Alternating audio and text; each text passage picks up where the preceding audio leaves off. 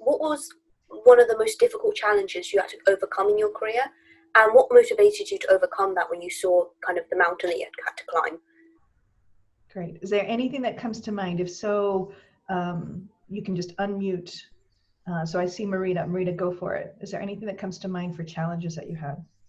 There have been challenges, and sometimes you in the 11th hour you realize that there is a major concern on, I don't know, stability of your product, and that's a problem because you have a whole organization waiting for you to come out with this innovation, and then my advice here is, it is important to have backup plans. So is the key plan very challenging and trying to go to the best you can, but a backup plan that in case something goes wrong, you at least can deliver something that was expected.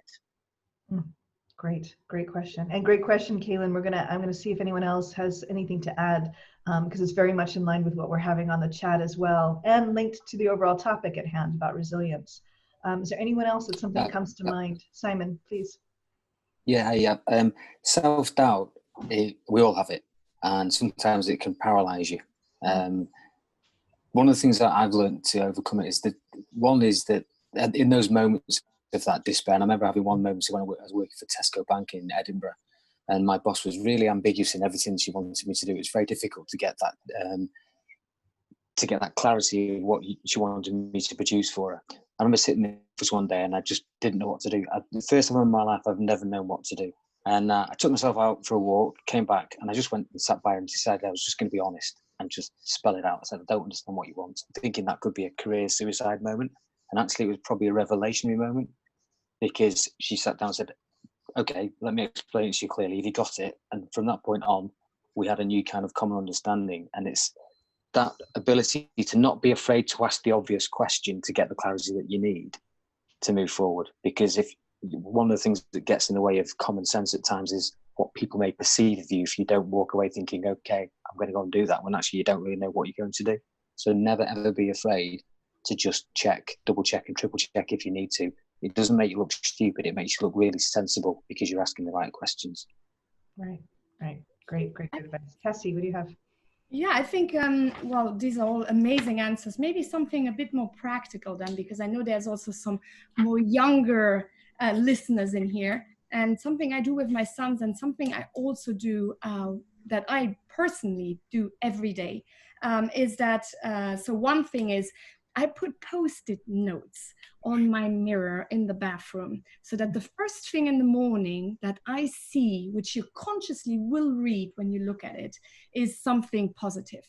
And whatever I want to achieve, you know, I have a project that comes up, there will be Post-its about the project that I need to know, something I need to look up on. But there will also be things about, you can do it, you're wonderful, you know, to just tame your demon, because your thoughts are often produced by memories, and it's a constant loop, isn't it?